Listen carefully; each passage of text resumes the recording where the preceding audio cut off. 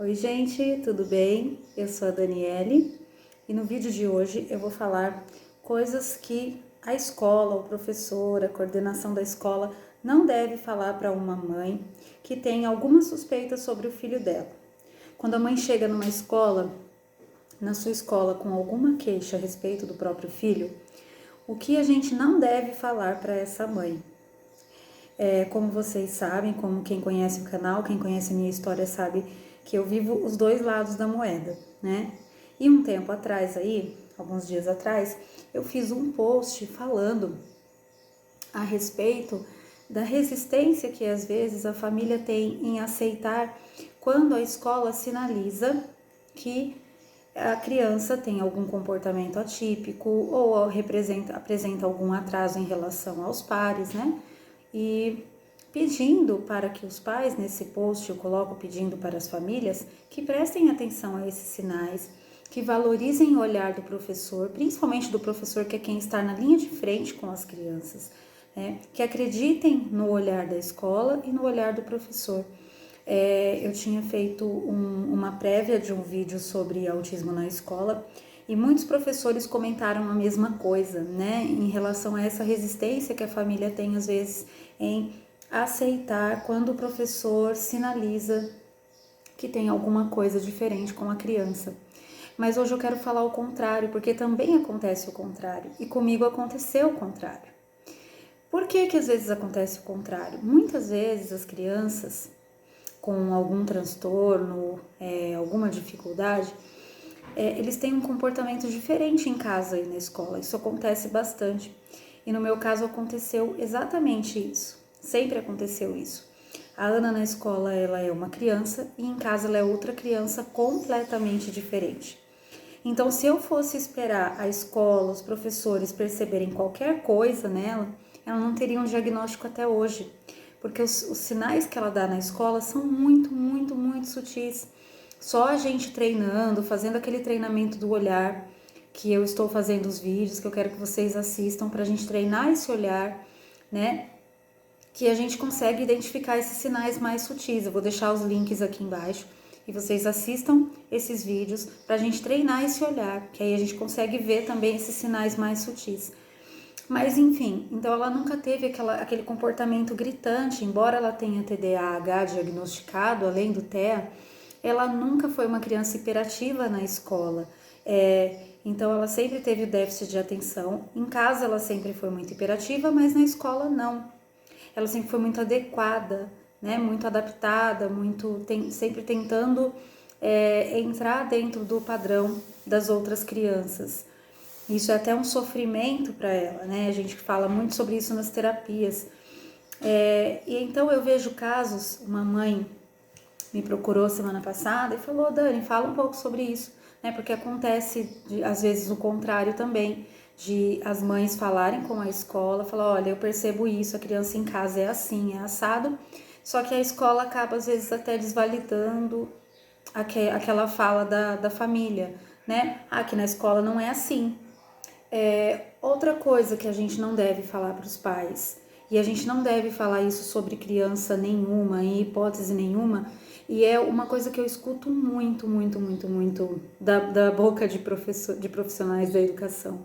Essa criança é preguiçosa.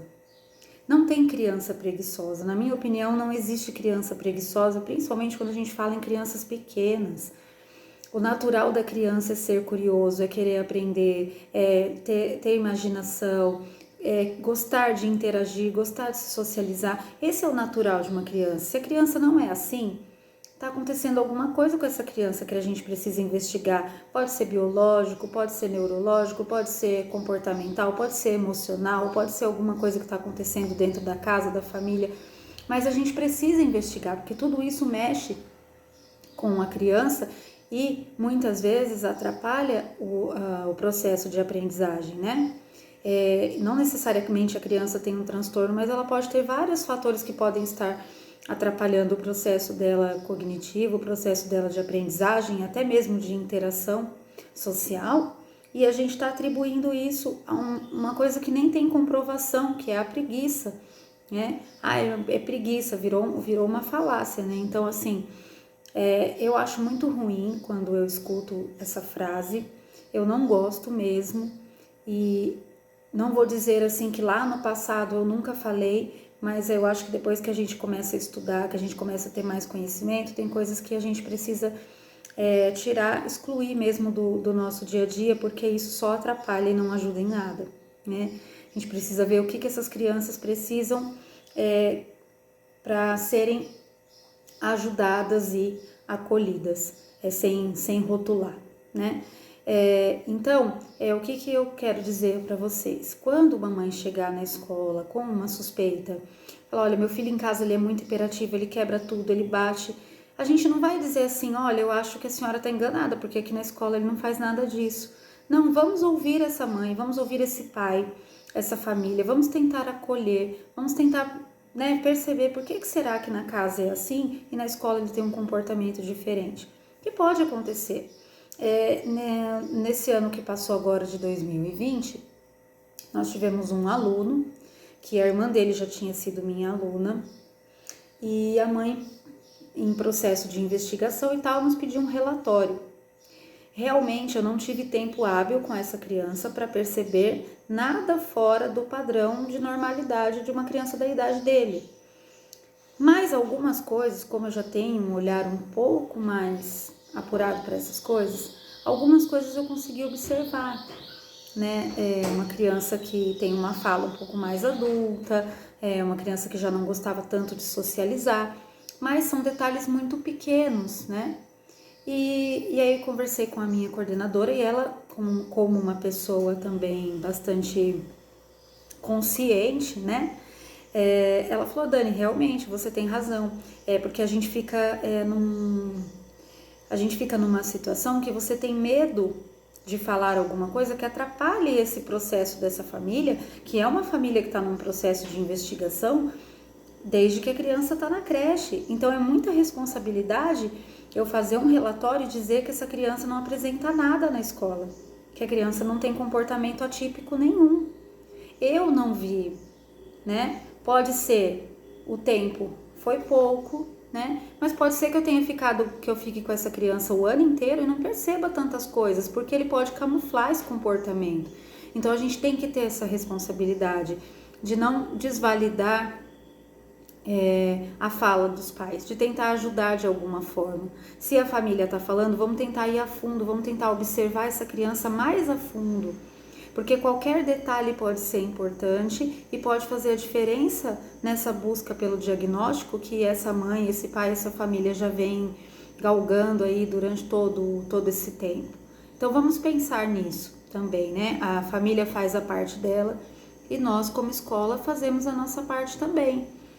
Não estou aqui para reclamar nem para chorar, o tempo passou, eu consegui o diagnóstico da Ana, mas eu falo assim, eu não tive auxílio da escola em si. Por quê? Porque não se tinha esse olhar, né, tão apurado para poder perceber situações tão minuciosas. Então, a escola 10 anos atrás, a gente não tinha esse trabalho para perceber sinais que não são clássicos, né, que eu digo. Então é por isso que eu faço esses vídeos, por isso que eu tô fazendo essa série de autismo na escola, justamente para a gente desmistificar, para a gente conseguir perceber, às vezes, num desenho da criança, como que ela pode sinalizar que ela tem algum transtorno. Só no registro da criança a gente pode observar isso. Como que a gente pode observar se essa criança tem hiperfoco, né? Vocês sabem observar isso no dia a dia?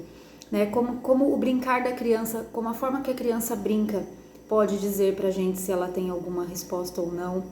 Então esses detalhes eu vou trazendo nesses vídeos, então por isso que é importante que vocês assistam, tá certo? E muito obrigada pela atenção de vocês e até o próximo vídeo. Tchau, tchau!